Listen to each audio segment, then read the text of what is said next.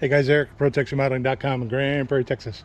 So we're out here on our siding job in Arlington, and this garage, well, we tore this off. This is our exterior sheetrock garage. What we found out is this garage didn't have no insulation, no nothing. They didn't even tie the sill plate down. They didn't even bolt the sill plate down to the foundation. So what we did, took the, got rid of that garbage exterior sheetrock, insulating the walls with an R13. Go ahead, Josh. Okay. Insulating the walls with an R13. And then we're putting a 3/4 inch reflective foam board on top of that. And that gives you an R18 on a wall that had an R0. So he's putting a man cave in his garage, and this should help it be much better. Go around here and show you what we're doing when it comes off. You see? Like, that's it. Nothing. That's your sheetrock. You can see down here. There's supposed to be bolts. That's supposed to be lag bolted to your foundation every 24 inches. 0 bolts. But at least they put cross bracing on it.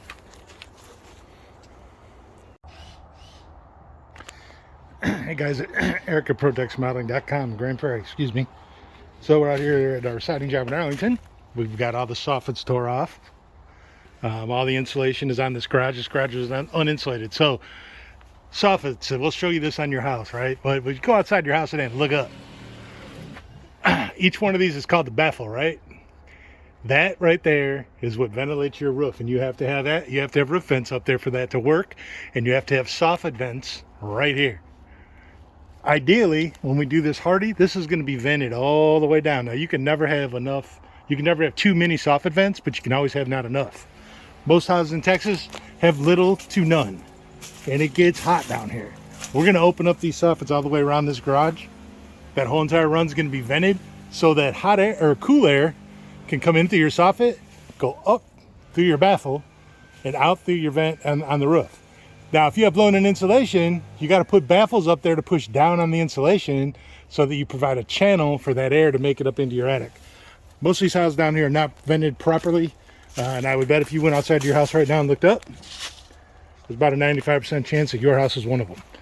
So this is our James Hardy soffit. You can see all the perforations. So this is vented soffit around the whole entire house.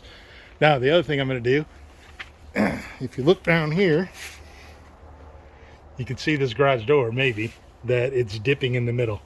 A common practice is to take the center support out, put a bigger door in without putting the correct header back in its place.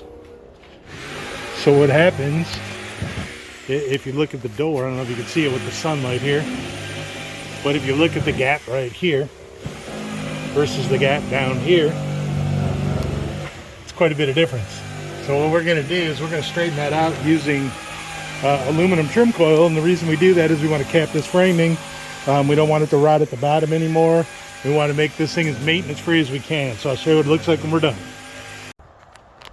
Hey guys, Eric at ProTexRemodeling.com in Grand Prairie, Texas. So here we are. Garage door has the capping on it. So I want to show you what happens when they don't frame your house correctly. Sorry about the camera work, I had to jump up on the hardy. That right there, I don't know if you can tell what you're looking at, but that board right there, that's your top plate, double top plate. That's your header. This is your soffit. So where that header is, that is supposed to be a garage door header or a laminated beam, right? As you can see, that's not a laminated beam. That is a regular piece of wood, probably a 2x8. Doubtfully it's a 2x10. But if you look down that wall, you can see how bad that it is sagged. One place you can see it is right here, where that board dips. So the weight's in the middle. What happened on a hip roof is the center of the hip came down. And when the center of the hip came down, it probably affected the header. And then in here, you see that daylight? That's the underneath of the roof deck. So the corner of the roof actually went like this and heaved up. So the roof is not attached to the fascia board like it's supposed to be. And it's not the fascia. The fascia is in the right spot. The pressure up top of it coming down caused this to go up. So when things aren't framed correctly, this is what happens. The only way you can tell this is when you start tearing things apart, right? And it was obvious, like you could see it from here. If you look at the drip edge underneath the shingle, you can see where it curves up. But look at look at that gap underneath there. See that? That's the bottom of the roof deck. About 1.5 inches. So